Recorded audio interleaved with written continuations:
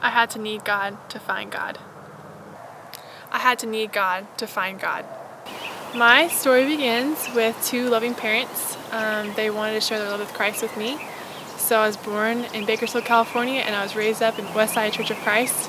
I was 15 years old. It was June 22nd, 2005, when I was baptized and gave my life to Christ. And I think that's when I kind of got it.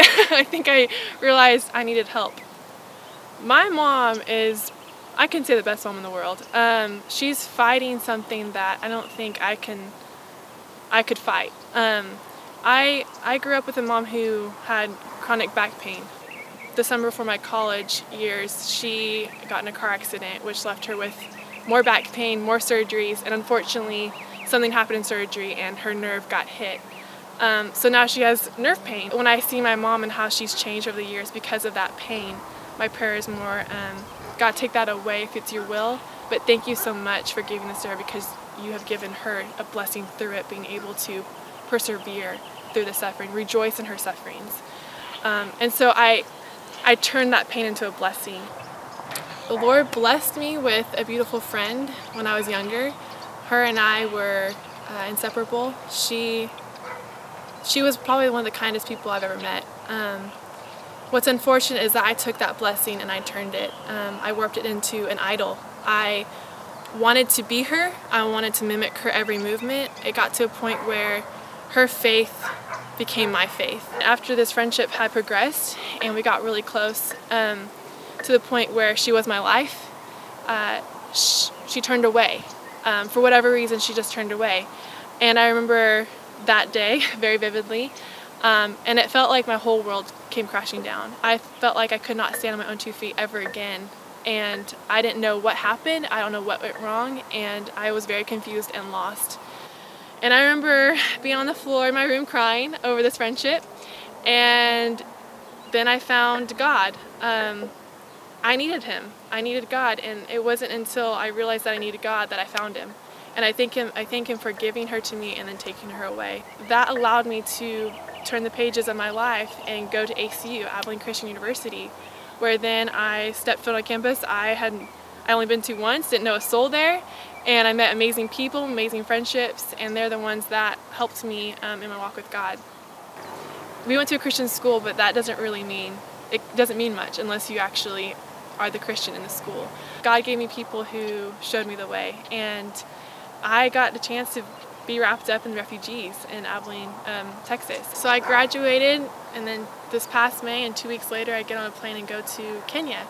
I had never been to a third world country. I went into an environment that was completely different than my own. I did not feel like I was really in the right place at sometimes. I didn't think that I was doing the right thing because I'm like, God, what can I do for these people? I know nothing about their suffering or their pain.